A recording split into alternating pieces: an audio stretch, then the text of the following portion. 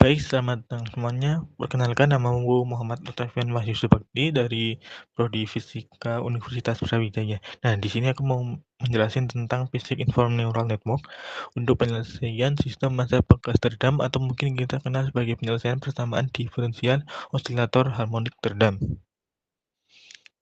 Nah, jadi apa sih sebenarnya osilasi massa teredam? Yaitu model dinamika yang terdiri dari ada massa, pegas, dan peredam sebagai pembuang energi. Nah, persamaannya dapat dilihat sebagai berikut. Dalam kode ini kondisinya itu underdamped karena gaya redamannya relatif kecil terhadap pemulih, atau bahasa mungkin matematisnya rasio redamannya kurang dari 1.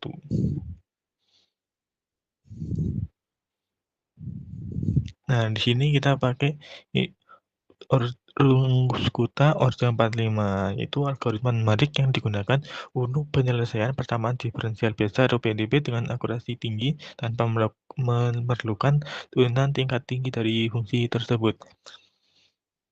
Nah, di komputasi sendiri ini sebenarnya dikembangkan jadi skema adaptif seperti Runge-Kutta-Feldberg atau RK45 yang menyematkan perhitungan order 4 dan order 5 secara bersamaan. Nah, terus Basic Informed Neural Network itu yaitu arsitektur jaringan saraf di ruang deep learning yang mengintegrasikan hukum-hukum fisika secara langsung dalam proses pelatihannya. Nah, terus dalam PIN itu sendiri ada yang kita sebut sebagai loss function, yaitu fungsi multi-objektif yang menggabungkan data eksperimen dengan batasan hukum fisika secara bersamaan.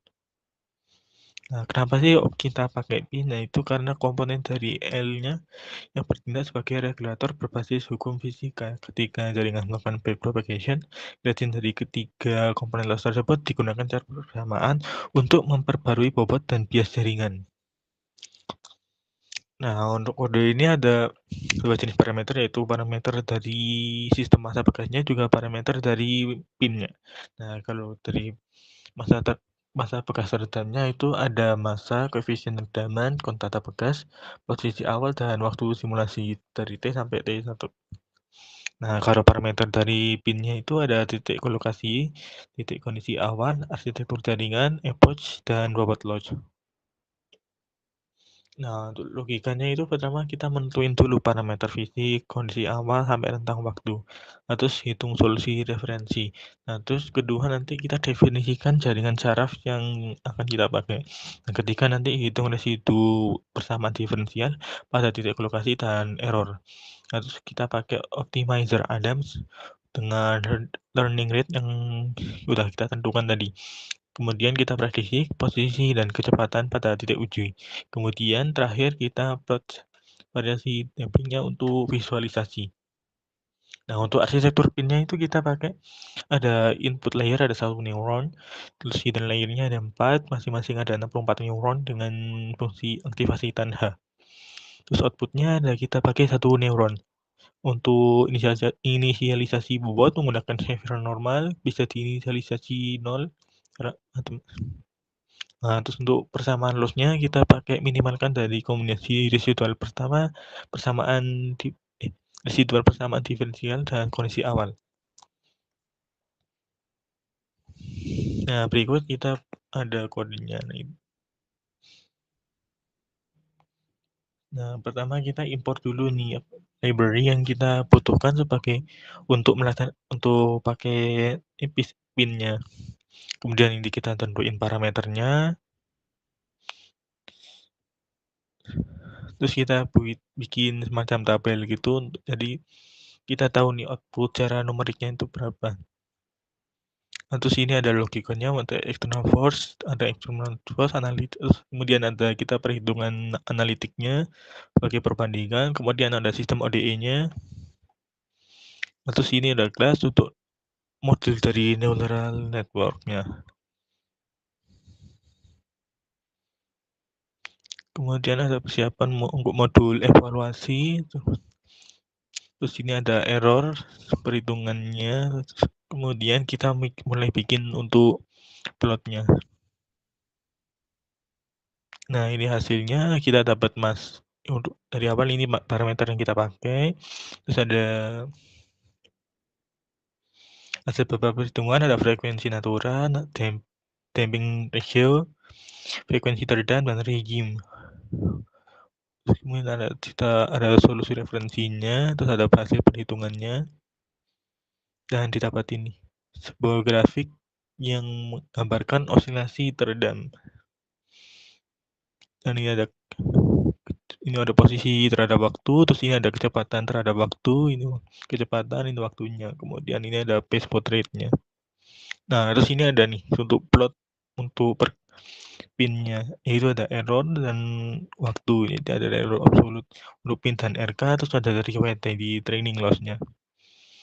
Nah, basically ini ada beberapa ringkasan, yaitu loss akhirnya kita dapat 9,9 pangkat pangkat 9 9, pangkat min 6. Terus fisika akhirnya ada 9,8 pangkat min 6. Ada loss dari IC akhir yaitu 8,5 pangkat min 9. Dan ini tadi. Nah, terus ini ada variasi damping ratio. Itu ada underdamped untuk yang 0,1, 0,5 critical sampai overdamped. Nah, kemudian kita bikin lagi untuk perbandingan solusi analitik sama numeriknya. Nah, kita nanti ambil referensi dari kode dari sel yang sebelumnya. Kemudian kita bahkan dari kode ini dilakukan perhitungan dan didapatkan ini. Ini ada perhitungannya untuk pin nomor pakai RK sampai analytical. Ini ada tabel perbandingan nilai XT, terus ada perbandingan kecepatan XT. Nah, tadi dapat ini untuk perbandingan massa teredam. Nah, dari sini ada plot yang ini ada posisi X terhadap waktu XT ini. Dan kemudian ada plot untuk kecepatan terhadap waktu. Nah, terus ada plot untuk error absolute posisi dengan parameter T dan errornya. Kemudian ada error relatif posisi dengan parameter dari T dan error relatif. Untuk parity plot yaitu kita ada perbandingan penggunaan dari untuk RK45 dengan analitik dan pin dengan analitik. Dan hasilnya cukup linear dan sangat minim misnya. Nah, ini ada perbandingan untuk MAE dan LMSE-nya. Dari sini dilihat kalau untuk perbandingannya sangat kecil sekali. Jadi errornya kemudian sangat rendah. Nah, ini kemudian didapatkan koefisien determinasi untuk baseline-nya yaitu 1, analitik dengan RK45-nya 1. Nah, didapatkan nih koefisien determinasinya yaitu 0,99999. Nah, karena sangat mendekati 1 artinya ini error prediksinya sangat mendekati bagus. Nah, jadi ini apa sih yang kita dapat dari hasil kode dalam plotnya? Nah, dari grafik posisi XT dan XT secara visual menampilkan profil osilasi yang teredam, yang seharusnya konsisten dengan rasio redaman, yaitu 0,125. Kemudian, nah ini kan mengonfirmasi parameter fisik dan menyatakan bahwa sistem berada di daerah underdamped, yang sudah kita jelaskan tadi awal. Nah, garis merah putus-putus yang ada di plot itu berarti hampir sempurna dengan biru, yang artinya errornya sangat minim. Dan didapatkan error yaitu 10 pangkat min 4. Nah, untuk analisis konvergensi yaitu grafik error absolute antara training menyingkap ada metode yang digunakan. Metode RK45 menggunakan standar regulasi dengan error order 10 pangkat min 9 hingga 10 pangkat min 11 relatif terhadap analitik yang membuktikan bahwa metode hingga kelas untuk sistem linear satu dimensi. Kemudian untuk fase ruangnya yaitu membuat kecepatan aksen T terhadap posisi XT dan menghasilkan lintasan berupa spiral yang mengerucut ke satu titik asal yaitu 0,01. Nah, dari apa sih yang kita dapat dari simulasi ini? Nah, kesimpulan yang didapat adalah pendekatan Kelvin berhasil merekonstruksi dinamika sistem masa bekas teredam. Trajektori spasial dan geometri ruang fase yang dihasilkan Kelvin berhimpit secara visual dengan penyelesaian analitik yang membuktikan bahwa jaringan saraf mampu mempelajari hukum fisika yang mendasari sistem dan bukan melakukan interpolasi data. Nah, untuk mungkin saran untuk riset selanjutnya yaitu penggunaan adaptif loss weighting bagi learning rate, annealing, atau grid worm. Nah, ini penting untuk menyeimbangkan penalti antara kondisi batas dan kepatuhan fisika, mencegah salah satu komponen mendominasi perbaruan bobot sama backpropagation.